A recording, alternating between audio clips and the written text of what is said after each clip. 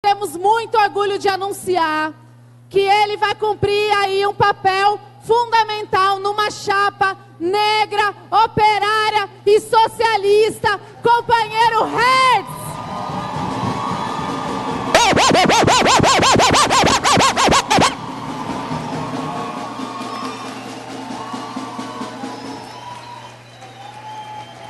Boa noite a todos e a todas que estão presentes aqui. Para mim é uma grande satisfação fazer parte dessa organização e estar cumprindo esse desafio que não é fácil.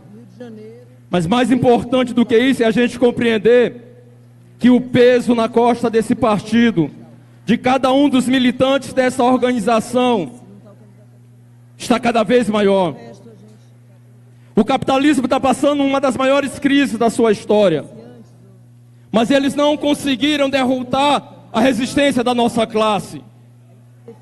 A burguesia mundial, a burguesia desse país, não tem mais moral para falar de igualdade, não tem mais moral para falar de liberdade, não tem mais moral para falar de fraternidade, não tem mais moral para falar de paz, não com o genocídio da juventude negra, não com o feminicídio das mulheres negras, não com mais de 50 milhões de pessoas desempregadas nesse país, não com intervenção militar no Rio de Janeiro, não com os mandantes e executores da Marielle impunes.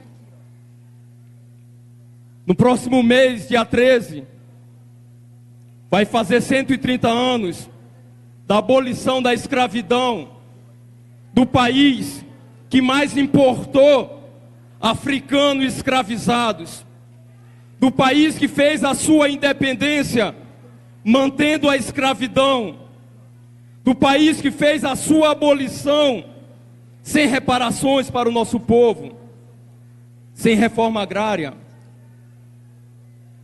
O Temer, o Alckmin, o Renan, o Meirelles, toda essa corja aí, o Bolsonaro, eles sabem o que é herança.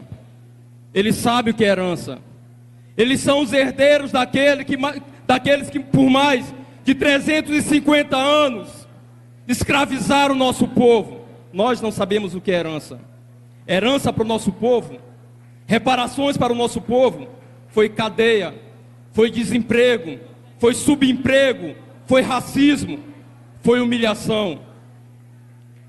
E passados 130 anos da abolição da escravidão, a gente olha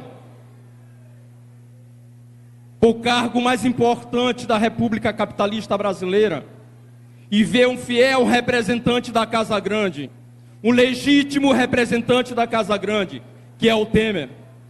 E não é à toa que todas as reformas que o Temer fez ou tentou fazer, ela tem requinte de escravidão. A reforma trabalhista do Temer obriga as mulheres gestantes a trabalhar em condições insalubres, tal como eles faziam no período da escravidão, que violentavam as nossas mulheres e que colocavam as nossas mulheres grávidas para trabalhar nos canaviais junto com os homens. O PL da terceirização também, a relação patrão-empregado, é muito parecido com a relação entre escravos e senhores no período da escravidão. A reforma da Previdência do Temer é a lei do sexagenário da burguesia brasileira, que prometia abolir a escravidão, que prometia libertar os negros após completar 60 ou 65 anos de idade. Ou seja, a liberdade depois de morto, porque a expectativa de vida do nosso povo naquela época era menos de 50 anos. Mas é importante que a gente lembrar que jabuti não sobe em árvore. Se o Temer se encontra no lugar onde ele está hoje, é porque o PT colocou o Temer lá. Ele não subiu sozinho. O PMDB não apareceu na vida política do país nos últimos 2 anos. Eles estiveram com o PT nos últimos 13 anos. e tiveram massacrando o nosso povo. Os golpeados foram os índios, os golpeados foram os quilombolas, os golpeados foi a juventude negra da periferia, os golpeados foram LGBTs. Transformar algoz em vítima não é o método da nossa classe, é o método da burguesia. O negro Cosme, que liderou uma das principais revoltas no país, a Balaiada, no meu estado, no Maranhão, entrou para a história como um fascínora, como um bandido, como um assassino. É o método da burguesia. Mas já o Duque de Caxias, que massacrou a Balaiada, que assassinou, que liderou o assassinato de mais de 20 mil pessoas, entrou como herói nacional, o patrono do Exército Brasileiro. Dandara, Zumbi, Acotirene, Luiz Amaim, Luiz Gama, aqueles que lutaram pela libertação do nosso povo foram colocados na gaveta da história. Mas o Tiradentes, que defendia uma independência sem abolição, porque era proprietário de escravos, não só se transformou em um herói nacional da burguesia, não só se transformou em um herói da direita, mas quase toda a esquerda está exaltando o Tiradentes como um herói nacional. E ele não cabe em nossa galeria de heróis. Não cabe. Nós temos um critério, camarada, que é o critério de classe. Não é porque é de esquerda que tem o direito de aprofundar o genocídio do nosso povo. No período de 2005 a 2015, mais de 500 mil pessoas foram assassinadas no Brasil. 318 mil negros assassinados nesse país. Nesse mesmo período, o PT transferiu cerca de 7 trilhões de reais para meia dúzia de banqueiros. Não é porque é de esquerda que tem o direito de arregimentar soldados em todo o território nacional, em nome de Bush, e ocupar o país que foi muito importante, não só para os negros, mas para a classe trabalhadora de todo o mundo. E eu falo do Haiti, o país que fez a revolução negra mais importante da história.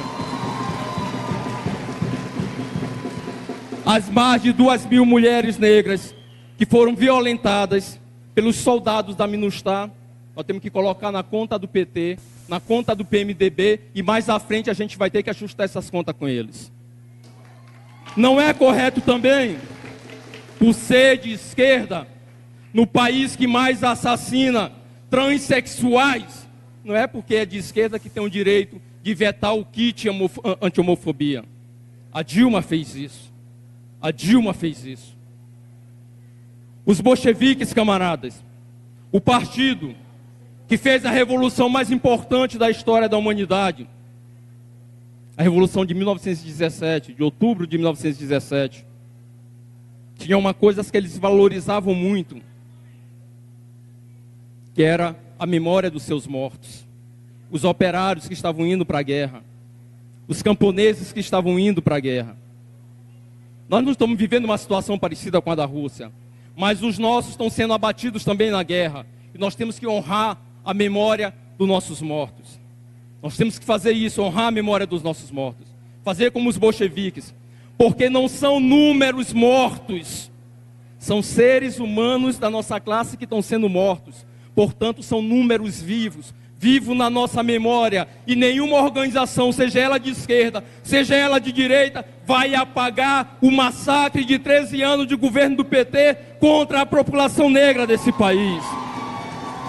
Não vão fazer isso, não vão apagar. Nós temos que saber honrar cada noite que a Beth passou em claro, esperando uma notícia do seu marido, o Amarildo, o operário. A Beth sequer teve o direito de enterrar os restos mortais do seu marido. Não teve o direito de fazer um enterro digno do seu marido. Nós temos que saber honrar cada segundo de sofrimento e de dor que a Cláudia Ferreira, que foi arrastada por mais de 350 metros por uma viatura da UPP, do PMDB e do PT no Rio de Janeiro. Nós temos que saber valorizar isso. Mas por outro lado, camaradas, as mesmas organizações que tentam passar uma borracha nesses 13 anos, são as mesmas organizações que de maneira muito coerente negam a resistência que o nosso povo vem cumprindo no último período nesse país. Foi a nossa classe que fez uma grande rebelião em 2010, nas obras do PAC. Giral, Belo Monte, Comperge, a classe operária desse país se rebelou contra aqueles que hoje estão envolvidos